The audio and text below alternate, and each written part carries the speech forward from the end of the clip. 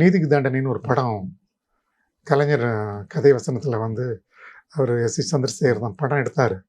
அவர் story டிஸ்கஷனுக்கு தினமும் வருவார்.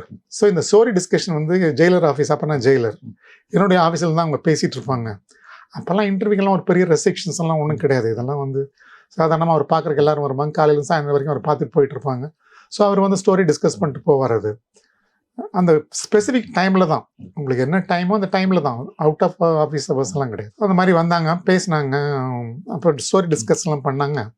அதுக்கு ஜென்ரலாக ஸ்டோரி டிஸ்கஷன் பெரிய 5 ஸ்டார் ஹோட்டலில் கதாசிரியரும் டைரக்ஷனும் போய் நாள் கணக்கில் ரூம் போட்டு அவங்க ஸ்டோரி டிஸ்கஸ் பண்ணி அதை முடிவு பண்ணுவாங்க. அது லட்சக்கணக்கான ரூபா ஆகும் அதுக்கு. ஸோ சந்திரசேகர் ₹1 கூட பணம் கொடுக்கவே இல்லை.